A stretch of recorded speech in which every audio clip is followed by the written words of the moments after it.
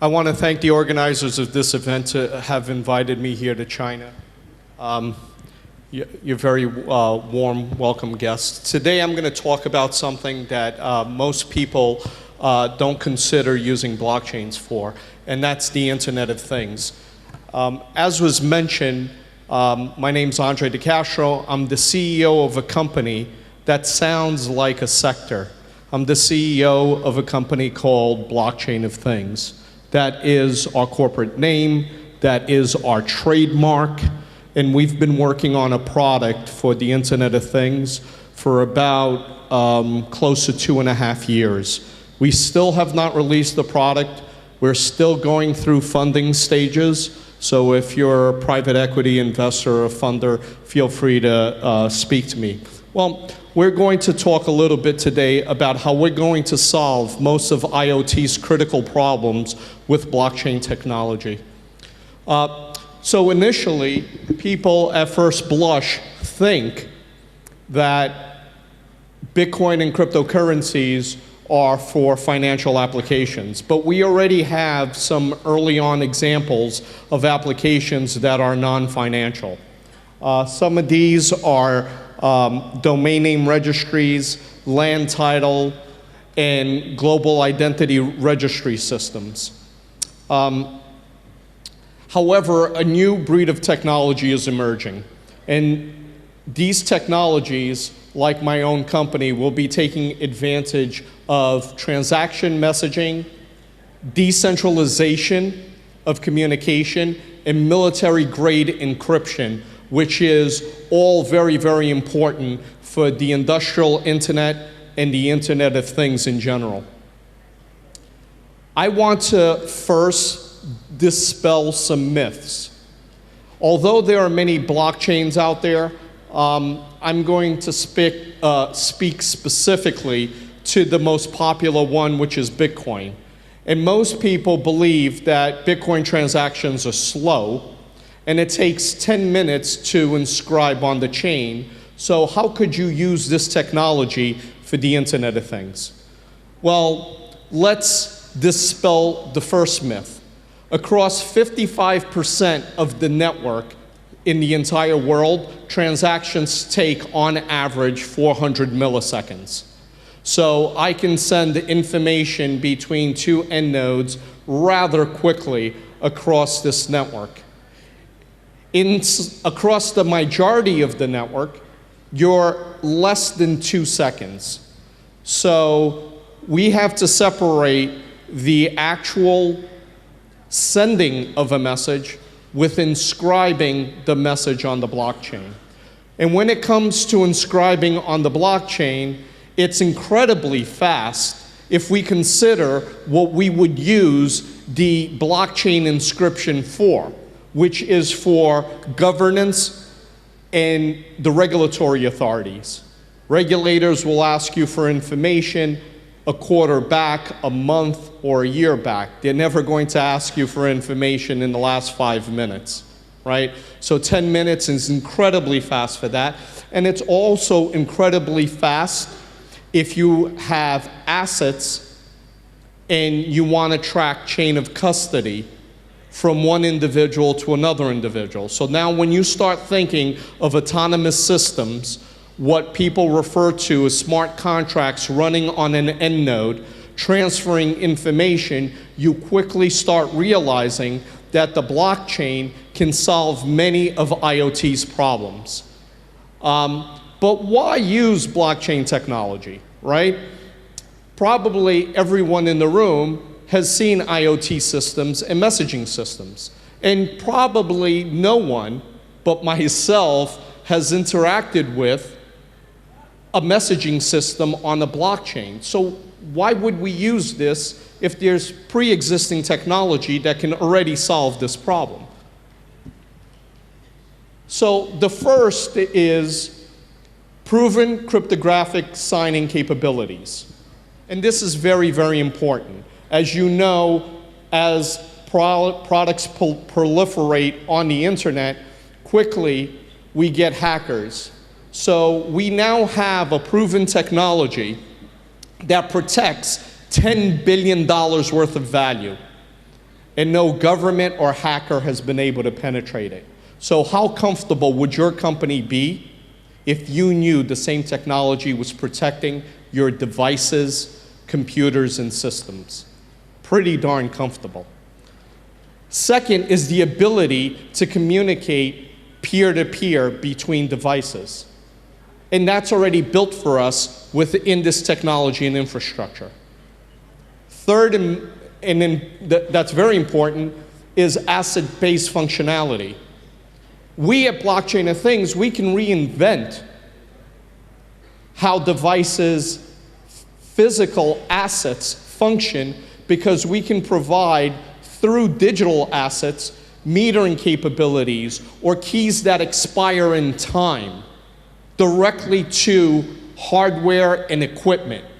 And that's a significant game changer in rentals, leasing, and many other industries. And of course, as we mentioned, governance. So when you think about these things, you start realizing that blockchain shouldn't be foreign for the industrial internet or the Internet of Things. And of course, custodial tracking of asset transmissions, which is also rather important if you're dealing with global logistics. So these are the 5 bullet points about the largest challenges to the industrial internet and IoT that exists today according to Gartner research. The first is, how do you connect 50 billion devices by 2020? And let's answer that with the blockchain. Well, there's an estimated 2 to the 63 grains of sand on Earth. Blockchain addresses can store 2 to the 160 addresses in them. So we can have many planets worth of grains of sand registered as device end nodes. But most importantly is that we don't have to look through a database of billions of records to find that device. Those addresses are directly addressable. So one device can send the information directly to the other device. And that's rather important. So we have limitless registration of devices. 50 billion is nothing. A trillion is nothing for blockchain technology. The second is, how do you create controls for vast numbers of decentralized devices? And blockchain also makes that easy. Why? Because just like a device can be an end node, so can a supercomputer or a system that sends a cryptographic message, a cryptographically signed message to that device that no hacker can do a man-in-the-middle attack or penetration on, right? So now we can send signals from a central location to a device that's decentralized speaking to other devices. Thirdly, peer-to-peer communication between globally distributed devices. Well, Gartner says that no large Fortune 500 company today can answer any of these questions. Yet, once again, with blockchain technology, it becomes natural because the blockchain provides peer-to-peer connectivity between these addresses in a natural fashion. So it becomes very simple to implement. So we can directly send and receive not only communication, but assets that represent anything you'd like it to represent, any physical item or good. Fourth, the big question, they say, you need to provide compliance and governance for autonomous systems. Well, autonomous systems are what we refer to as smart contracts in the blockchain space, right? So how do we provide compliance? What is better than an immutable ledger? When we enter communication information or transfer of assets in an immutable ledger, a ledger that can't be broken, you have the best governance and compliance in the world. And lastly, Gartner is scratching their heads every time they ask a Fortune 10 or a Fortune 500 company, how are you going to deal with the complexities of this new landscape? A landscape that there are so many devices and security holes all over the place. And the answer, once again, becomes simple. And that is that Bitcoin has proven through 8 years that it could do one thing extremely well, and that is prove that whoever sent you a coin, and in our case it would be a message, could have only come from the originator. And with ECDSA message signing and cryptographic message verification, you have the strongest military type communication security in the world for all of your devices. So let's talk about the advantages for the Internet of Things. First, we have a free global infrastructure that we can leverage, right? So this infrastructure, as you know, with the blockchain, is a massive infrastructure, not only that we can leverage, but we can rely on it.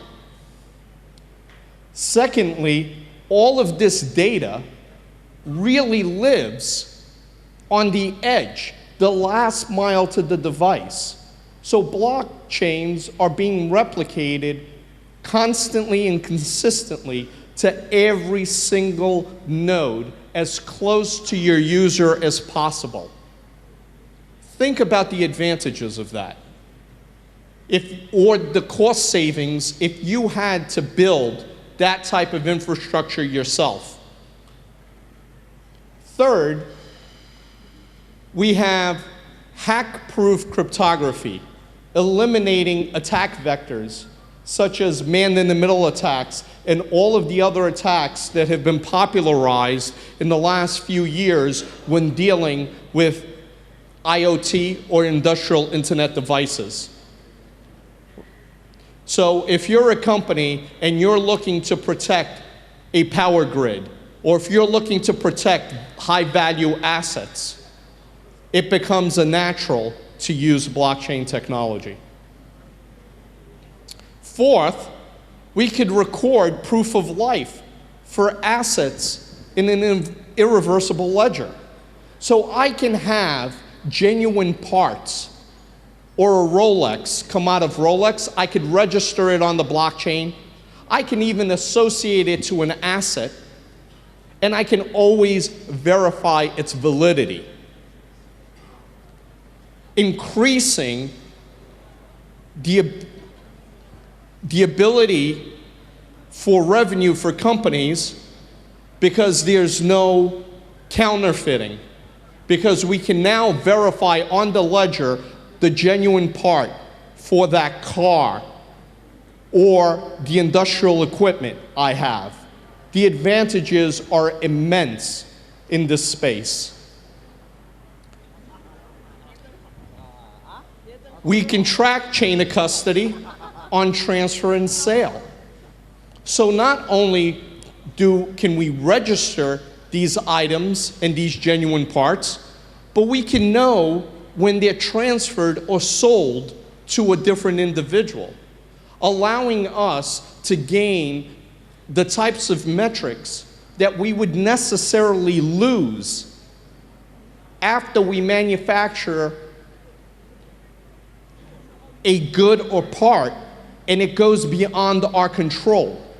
Now we can provide insight to companies that never had that insight, because after the first sale, they may lose the insight and metrics that they need to understand how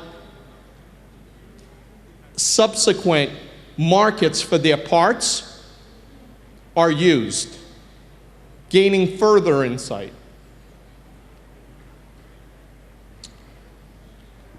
Device-to-device event triggering based on real-world logistics. So now we can actually send a message to a device based on occurrences that happen autonomously via these smart contracts or smart assets as they exist, and devices can communicate with each other. Major advantage for the IoT. Full redundancy. Full redundancy providing 100% uptime and assuring message delivery. Now that's a very large statement for anyone to say to a global 500 company. And very few technologies can prove that, and we can with blockchain technology. Indisputable governance. No one can dispute what occurred in the company, so we can eliminate fraud and we can eliminate waste, increasing revenue for Fortune 500 companies or small companies.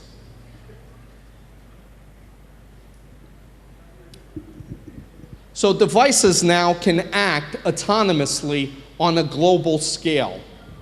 These devices can listen, they can record, they can trigger events. And we're not limited to a small network, or we don't have to undergo the costs of hundreds of millions of dollars to trigger these events. And when we trigger events across the planet, we don't have to worry about security if this is implemented correctly. And it becomes the only affordable way to implement millions upon millions of systems worldwide. And it's the reason why I've been devoting my life for the last 2.5 years to build what will be the easiest way for any company on the planet to leverage this blockchain technology to gain all of the advantages that we so talk about within this industry of ours. Once again, my name is Andre De Castro. The name of the company is Blockchain of Things. You guys today have the honor of being the first large group to know that our company is coming out of working in stealth mode. Like I said, we've been working on this technology for 2.5 years.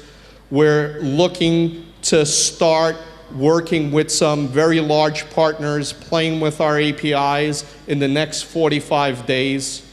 We're not looking to release our product until the end of the year, the beginning of the next year. We are going through funding stages at the moment. We do have Fortune 10 companies that we've been in discussion with for the last 1.5 years. If you have any questions, I have some handouts. Feel free to come over and talk to me. I will be at the event and available to answer any of your questions after this. But I am going to make myself available for the next 12 minutes to answer any questions on stage that you would like to ask. I'm sorry, I'm afraid only probably 2 minutes. Probably just one question. Okay, that's fine. Yeah.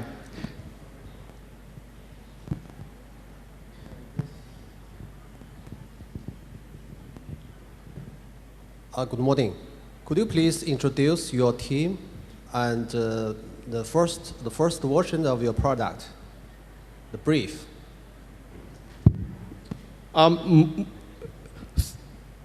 Our team is very small. We have 5 individuals. 3 of the 5 individuals are all software engineers like myself. We're not a very young team, right? We all have some age. Most of us are over 40 and have a tremendous amount of experience in enterprise software development. The other 2 come from the business administrative side. They're also not very young. We're a very seasoned team.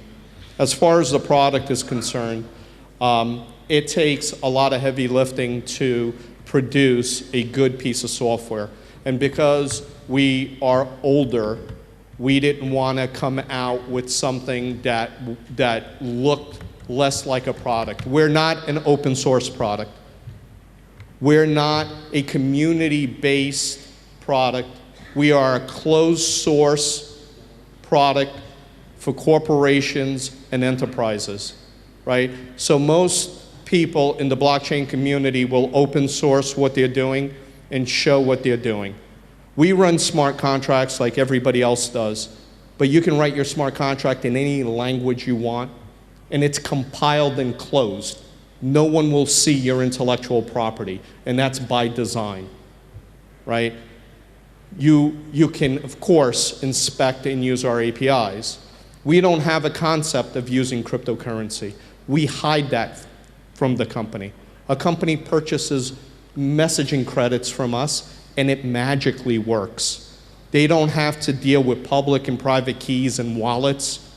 They don't have to deal with the ugly cryptocurrency mess that exists underneath. They can do business as they do business normally, not expect IT to hold financial value, right? They just have their finance department deal with it. And we abstract all of the ugly messiness underneath to make it easy for them. I hope that was enough overview, but of course, I'm available to answer any questions, right? During the event, after the event, during lunch. And once again, I want to thank the invitation and the organizers of this event for being great hosts.